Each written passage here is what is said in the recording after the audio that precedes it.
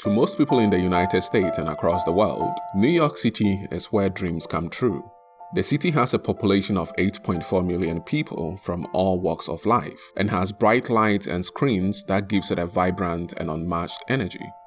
From dusk till dawn, the city remains alive, living up to its moniker of the city that never sleeps.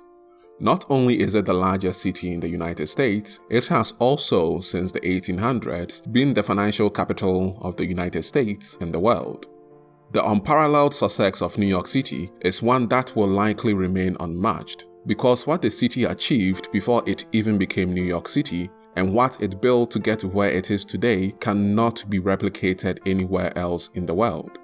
New York City's ascension to a caput mundi, or world capital, a title reserved for only 7 cities throughout the world's history, can be attributed to its geography, its willingness to take on engineering challenges like the Erie Canal, and quite honestly, history. The history of New York City, or to be more broad, the history of the Americas, can be traced all the way back to the fall of the Byzantine Empire in 1453. The fall of the Byzantine Empire signaled the true end of the Roman Empire, which had dominated the Mediterranean Sea since 753 BC. Because of the dominance of the Roman Empire, Rome was regarded as the world's capital until it became the Byzantine Empire in 476 AD, at which point Constantinople became the world's capital city. So, when the Byzantine Empire fell in 1453 to the Ottoman Empire, the former territories of the Roman Empire, which included a majority of what is now modern-day Europe, found themselves at a crossroads. In fact, this crossroads was one they had encountered many times for hundreds of years. You see, most of Europe, thanks to the influence of the Roman Empire, had been Christianized. So, when the religion of Islam started spreading around the 7th century, Europe found itself butting heads with territories that had undergone Islamization. This led to the very first crusade against the Seljuk Empire, followed by more crusades and the eventual fall of Constantinople in 1453. In total, there were 9 crusades, and while history tends to portray the crusades as the religion of Christianity versus Islam, it was a little bit more than that. These conflicts were in actuality a fight for control over the trade routes to China and India. Europeans did not want to pay large sums of money to access the route or be shut from it for political reasons. And so, after hundreds of years of conflict, Europeans desired an alternative. Monarchies in Europe started sponsoring explorers on expeditions across the Atlantic. They sailed south and west, all in hopes of reaching India and China. In 1492, the Italian explorer Christopher Columbus sailed west, hoping to reach India, but instead arrived at Paria Peninsula in present-day Venezuela. By the 17th century, Europeans started settling in North America, and this is where New York City comes into play. New York City, which started off as Fort Amsterdam and eventually became the Dutch colony of New Amsterdam in 1625, and then the English colony of New York in 1664, was in a desirable location to transfer wealth and resources back to Europe. To better understand this, the primary reason for European accidental discovery of the Americas needs to be brought back into focus. Europeans, whether it was the French, Spanish, Italian, Dutch or English, were looking for a safe passage to India and China after the fall of Constantinople in 1453. They assumed that by simply going west, both lands could be reached. So, even after unexpectedly arriving at the New World, they kept searching for a passageway to cross over into India and China, without knowledge of just how huge North America is. This fixation on finding a passageway led to the fur trading industry that gave Fort Amsterdam its initial wealth and expansion as a city and colony. You see, on the east coast of where the 13 colonies emerged, there are over 40 rivers, but 3 of these rivers, mainly the Susquehanna, the Delaware and the Hudson, played a critical role in the success of early settlements along the coast. They were a reliable source of food and fresh water, and also aided tremendously in agriculture. When the settlements grew into fully fledged colonies, they also became a valuable means of transportation. These rivers, due to their length, also gave explorers hope that there might, after all, be a passageway to the markets of India and China, and so expeditions to map their paths became a priority. In particular, the Hudson River, where the city of New York would eventually emerge, held great promise, and so in 1609, Henry Hudson, whom the river is named after, went on an expedition up the river for the Dutch East India Company. His expeditions revealed an economic opportunity the company could not ignore. This was the beginning of the American fur trade. It's often glossed over in history books since our modern society is far removed from the heightened demand for fur. We have heated houses and have made advancements in clothing to the point where we can produce synthetic fur in place of the real one. But before these advancements, people that lived in colder climates such as Native Americans, Europeans, Russians, and the Chinese needed fur to survive cold, snowy, and harsh winters. This demand for fur drove many furry animals, particularly beavers, to near extinction in Eurasia well before European presence in the Americas. So, as explorers such as Henry Hudson started traveling northwards up these rivers into colder climates, the abundance of beavers along the rivers, particularly the Hudson and its tributaries, was nothing short of discovering a gold mine. The Dutch then rushed in, made connections with the natives in the area, and established Fort Nassau, Fort Orange, and Fort Amsterdam to facilitate and protect the trade for fur. This trade was rather straightforward. The Dutch gave the natives tools, and the natives, who were more familiar with the land, trapped and brought back beaver fur to any of the established forts. The Dutch would then travel down the Hudson River and out its mouth and onwards to Europe to sell them for outrageous profits. This led to an influx of more Europeans into the area, and soon Fort Amsterdam became the city of New Amsterdam. From 1625 till 1664, the city grew larger and richer from this trade. And despite some attacks from native tribes, it was still able to build infrastructure and keep the settlement moving forward. In 1664, conflict between the English and Dutch in Europe, stemming from a multitude of factors, led to a bloodless capture of New Amsterdam by the English. It was then renamed New York.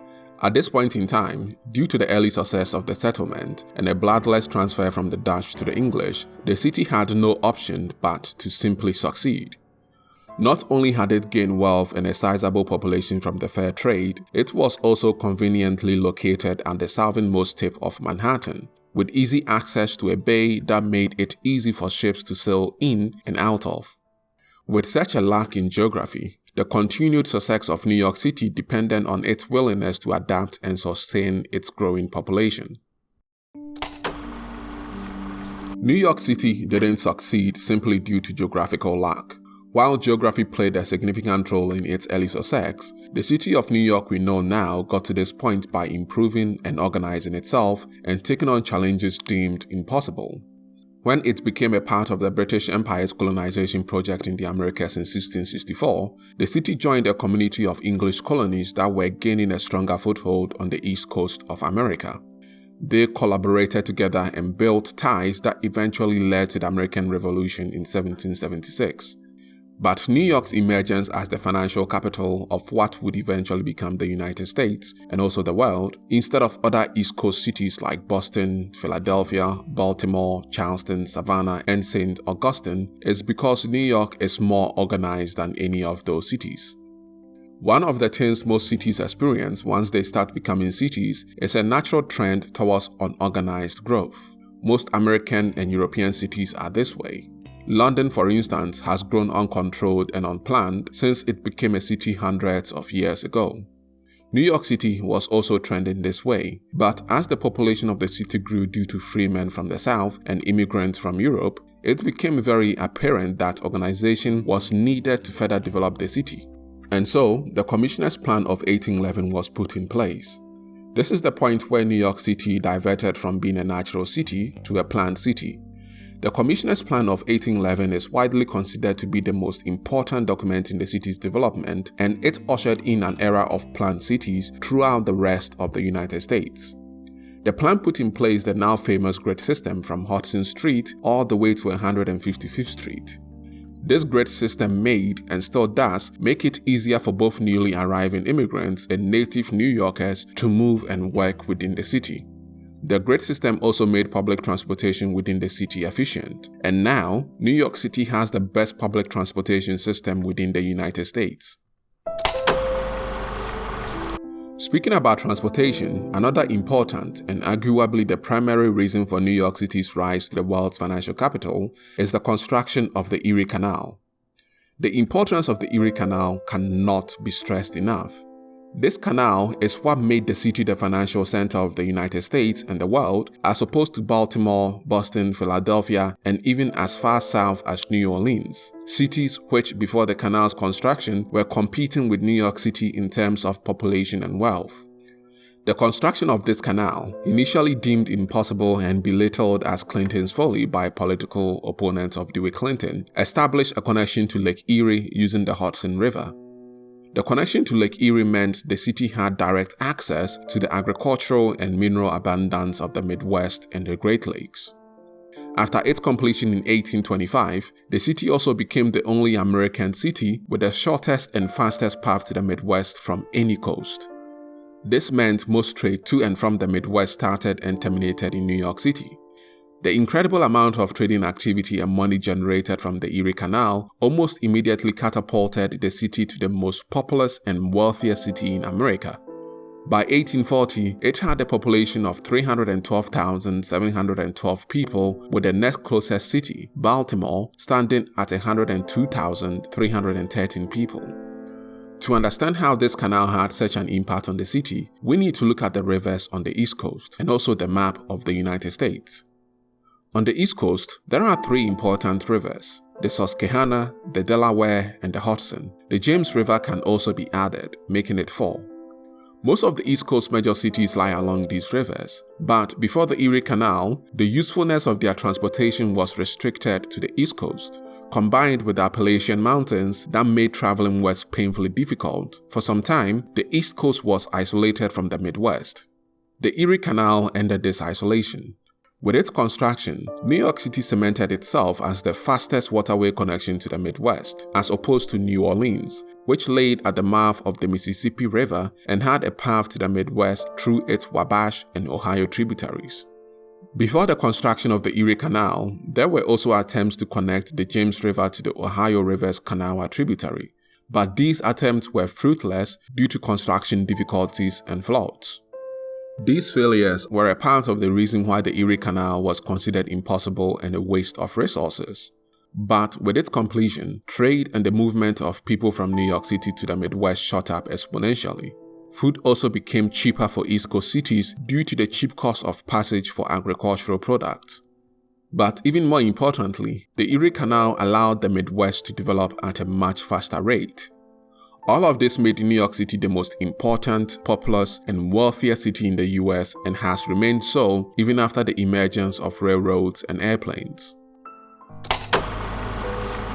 New York City's ability to stay the wealthiest and most populous city in the United States even after the emergence of airplanes and railroads stems from the city's willingness to change and adapt. From the very beginning, the city was blessed with an ideal geography to succeed, and it has successfully capitalized on it by organizing itself and taking on engineering challenges.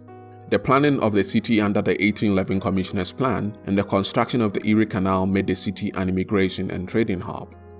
By making it easier for immigrants to move around the city and also into and out of the city, it has to this day remained the #1 destination for newly arriving immigrants. In fact, it could be rightfully argued that New York City's status as the world's capital and the United States' wealthiest and most populous city is a direct result of its ability to attract and maintain immigrants. The fair trade brought in the first wave of European immigrants to settle in New Amsterdam. Its grid system under the 1811 Commissioner's Plan made it easier for immigrants to move around the city, and the Erie Canal made it the first destination for European migrants moving to settle in the Midwest. Most of them went onwards and settled in the Midwest, but some remained in the city and contributed to the city's growing population. The same was true in reverse, with Midwesterners moving into the city. This ability to attract immigrants is the city's true reason for its success, and it has continuously capitalized on it. From 1855 to 1890, it processed 8 million immigrants at Castle Clinton, which stands close to where Fort Amsterdam once was. In 1892, it also assisted in opening Ellis Island, where 12 million immigrants were processed until it closed down in 1954. Most of these immigrants settled in New York City, and to this day, almost a half of all American citizens can trace an ancestor back to either Ellis Island or New York City. But without the city's stroke of luck with its geography and willingness to take on challenges, New York City's ascension to being the financial capital of the United States and the world would very likely have not occurred.